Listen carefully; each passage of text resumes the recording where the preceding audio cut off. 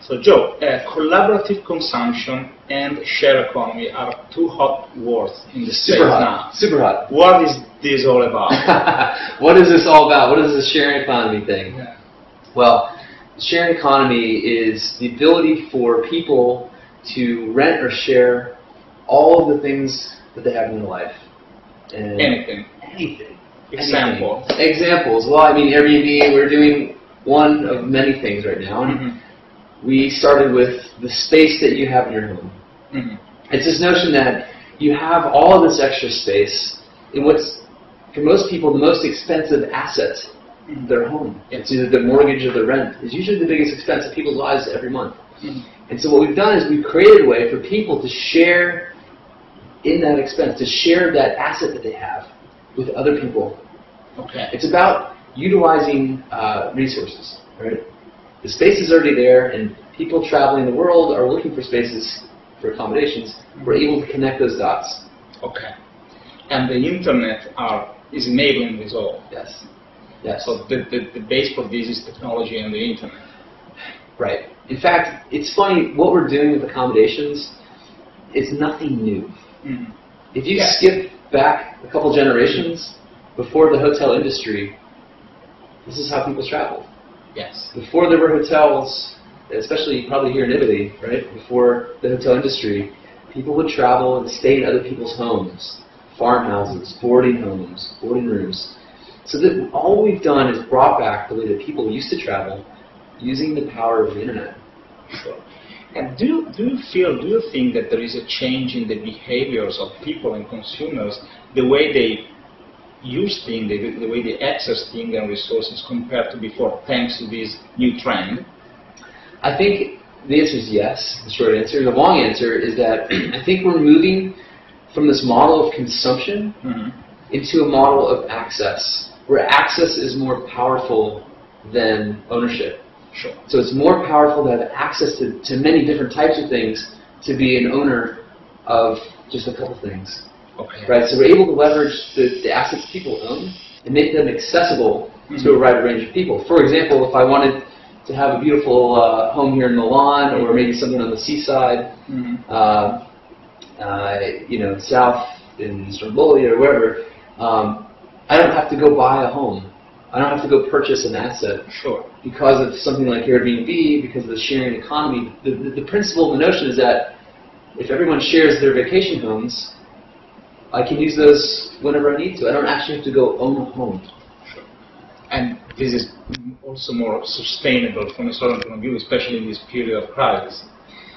Sure. I think, as the economy has shifted in the downward direction, I think people's minds are open to new possibilities of supplementing their income, right? New ways to help make some extra money. And certainly we see this every single day on Airbnb. We see people who have saved their homes. We see people who have paid off their mortgages and their credit card and debit card debts. People have paid off medical bills and student loans just by simply renting the extra space they have. I think that Airbnb, like the other players in the sharing economy, had to overpass are probably two. One is the critical mass. Yes. You have to have a lot of users. Yes. And the second one is trust. Yes. I mean, how did you build these two things in Airbnb? How does it work? A lot of work. I believe it. It took us 4 years. We've been doing this since 2008. And what is the model now? How does it work now? How do I trust you when I come to your home and I don't know you? Well, starting with the critical mass, and then we'll get into trust, because the two are very interrelated. Starting with critical mass, the sharing economy, and I think Airbnb in particular, has grown. We started with word of mouth. I mean, we started the company on our credit cards, so we had no marketing budget. So we literally had to get creative about how to grow the business. And so we used to, in the early days, do events around big events in the United States where the hotels were sold out, and we knew that people needed rooms. The press would write stories about us, and we would get free exposure. Sure. And so what happens is that in the early days, there's no reviews on the site, and so the site is appealing to a very small percentage of travelers who are maybe a little more adventurous to stay at a place without reviews. What happens is after every stay, the guest and host leave feedback for each other, and a reputation starts to form. And so what happens is over time, while things were very slow to start, over time the number of reviews started to accumulate. And with every review, the site became more appealing to a wider audience.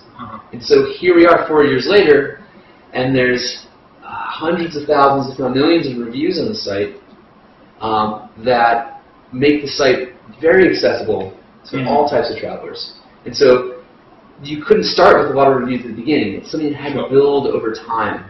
So critical mass has taken a long time to reach.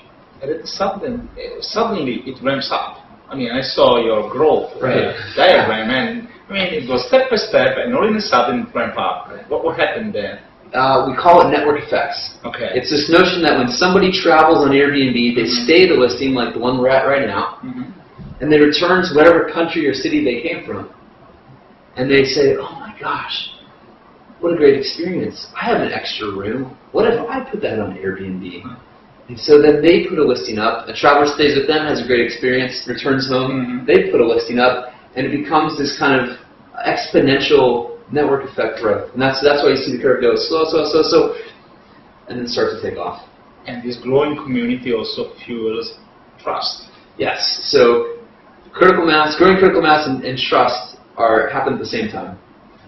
They're absolutely the same thing. There's a sense of social proof that I'm willing to bet someone someone that you know has used Airbnb before. And when you have that social proof, it makes it that much easier. There's less friction to try the service out. There's another thing that we did called social connections. When you connect through Facebook, we import your entire social graph to Airbnb, and we show you the interconnections that you have with the existing Airbnb community. For example, if I wanted to travel to Rome or even Milan or any city around the world, when I connect through Facebook, within the search results, it shows me how I'm connected to the host. It might be through a mutual friend that we have in common. It could be through a friend of mine that stayed with the host and left a public review. I can see where my friend that stayed and left a review, and I can then say, okay, well, I can call my friend and say, how was it? Did you enjoy the place? Oh, great. Okay, I'm going to go book it. And the third way is we can show if the host and I are in the same alumni network from the same university. That's good. Do you think that the sharing economy is somehow changing also the traditional business models in specific markets, like travel, for example? I do think this is a new model for doing business. I think we've started something on the internet. It's kind of like the third wave of the internet. If the first wave was in the late 90s, and that was about getting people online, the second wave was about once they're online, how do we connect them online? And now the third wave is how do we use the power of the internet to get people offline, to meet face-to-face in person. And I think that's one of the tenets of the sharing economy, is that this kind of, we're not only sharing assets, but we're also sharing experiences with each other. So yeah, it's changing. Anyway, it's changing. Airbnb is not only interesting from the sharing economy point of view, but it's also interesting from the entrepreneurial point of view. I mean, you've been a successful enterprise. What was your path? I mean, how did you get from startup to where you're now? It was anything but a straight line. There's a lot of zigzags as we figured out how to do this. A lot of what we've done has never been done before. So there was no playbook, okay, step 2, do this. Step 3, there was a lot of blank pages that we had to fill in as we went. So it certainly wasn't the easiest process by any means. This is actually an incredible amount of work from my other 2 co-founders, Brian and Nate, in the early days. Now we have an amazing team with people in San Francisco and offices here in Milan and other European cities all over the world. And I think that it just took a lot of persistence and a lot of passion, because originally when we came up with this idea, it wasn't to create a global marketplace of space. The original idea for Airbnb was to help us solve a problem in our own apartment in San Francisco. And the problem was that we couldn't pay our rent. We had quit our jobs to be entrepreneurs, the rent had gone up significantly, and here we were unable to pay our rent check. And we needed a very quick solution to that. So we rented airbeds on our living room floor during the design conference and saved our apartment. We also met 3 amazing people, and the combination of the financial aspect with the social aspect is what sparked the idea. It's like the light bulb went off over the head. And we said, wow, what if we made a website where anybody could do this, anywhere around the world? And that was the original spark for Airbnb. That's fantastic. You know, in Italy, many young entrepreneurs think that the crucial thing is having money.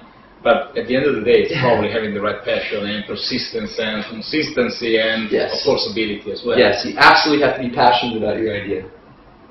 And one thing, I don't believe that experience is that crucial as well. I mean, it's important, but not as crucial. I mean, you're all young. I mean, if we look, all the successful entrepreneurs from the new economy have all been young people. And I know that your CDO is pretty young, right? I mean, yes. How old is he? I think, well, we're all about 30 years old. Okay, you're all 30 years old, but I heard that your technical manager is very young as well, and the one who develops a platform and so on. Oh, Nate's, I think, 28. Yeah, so 30, 28. Yeah, so you're all in that age. Experience is overrated. Yeah. Yes. Yes, you're right. Well, thank you, and good luck even if you don't need it anymore because you made it. I mean, you are very close to. We have a ways to go. We think I know, this is like chapter 2 of a very long book. We have a long ways to go. This is very much chapter 2 of the sharing economy. I mean, this next decade is going to be extremely interesting as we hit this, what we think of the third wave of the internet.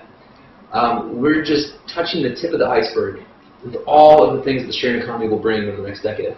But that's interesting because we have finished, but I want to take a little bit more. Seth Ribash, the founder of Scavenger last year said, okay, first wave is the internet, second wave is the social connection, anyway, the social networks. The third one is gaming on top of that layer. And now you're saying, okay, the third one is use the connection to bring in the physical world. But the thing that is definitely sure is that we have a layer on which developing new things, and the sharing economy is definitely one of the new successful plans in the world. Yes, and I think as the economy, and we're on top of that. So yes, it's a layer on top of everything that can touch anybody that has extra space in their apartment, anybody that has an extra asset. It can touch their lives. Almost every single person on the planet can participate in the sharing economy because everybody has some knowledge that they could share, some asset that they could share, some expertise they could share of some kind. So I'd say that the sharing economy is it's already a global movement. The world's population can participate, and I think over the next decade, the sharing economy will shake out even more. Thank you very much. Thank you.